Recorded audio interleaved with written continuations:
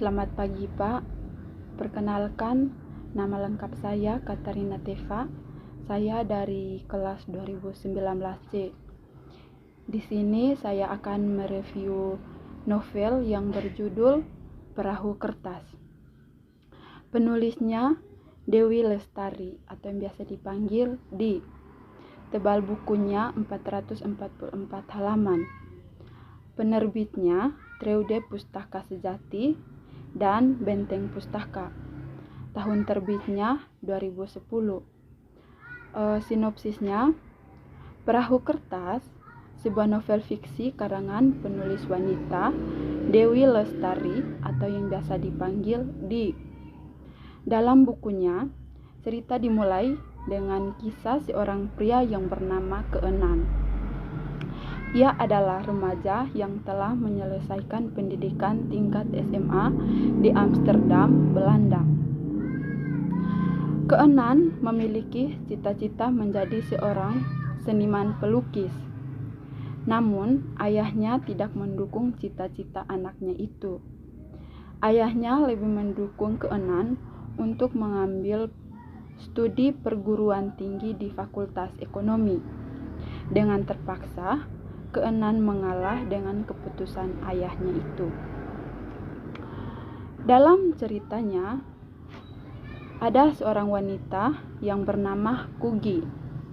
Ia adalah gadis yang ceria dan riang, serta ia adalah seorang yang sangat menyukai dongeng. Sejak kecil, memang Kugi mempunyai cita-cita menjadi penulis dongeng. Di dalam sifatnya yang selalu ceria dan riang, Kugi mempunyai kebiasaan aneh, yaitu mengirim surat dengan dilipat dan dihanyutkan ke laut untuk dewa Neptunus. Eko dan Noni adalah dua orang sahabat Kugi. Mereka sudah bersahabat sejak kecil. Dan Eko sendiri masih bersaudara dengan Keenan. Kugi dikenalkan dengan Keenan oleh mereka. Hingga seiringnya waktu berjalan, mereka saling menyukai satu sama lain. Keenan dan Kugi memang saling menyukai. Namun, keduanya juga saling diam satu sama lain. Di posisi itu, Kugi sebenarnya sudah mempunyai kekasih yang bernama Joshua, dan Keenan akan dijodohkan dengan saudara dari Noni, yaitu Wanda. Setelah lulus kuliah, Kugi telah kembali ke Jakarta. Ia bekerja di sebuah perusahaan dengan profesi sebagai copywriter.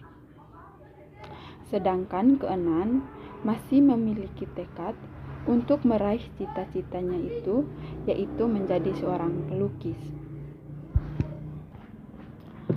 Oleh karena itu, ia memutuskan untuk pergi ke Bali dan tinggal di sana bersama Pak Wayan, seorang seniman pelukis yang merupakan sahabat dari ibunya sendiri.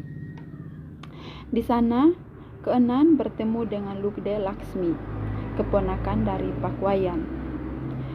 Semakin lama tinggal di sana, Keenan menyukai Lude Laksmi. Namun, karena kondisi ayah Keenan yang memburuk, menyebabkan ia tidak bisa tinggal selamanya di Bali dan terpaksa harus kembali ke Jakarta untuk mengurus perusahaan dari keluarganya. Setelah sampai di Jakarta, Keenan tak hanya bertemu dengan keluarganya, ia pun bertemu juga dengan sahabat sejatinya. Baik, kelebihan dari novel ini yaitu sebuah novel fiksi yang menyajikan sebuah kisah cinta dan persahabatan yang dapat meluluhkan para pembacanya. Secara keseluruhan, gaya bahasa dikemas dengan menarik, ringan, dan tidak terbelit atau menuangkan banyak istilah asing. Pastinya mudah dimengerti, dipahami, dan dinikmati oleh semua kalangan usia.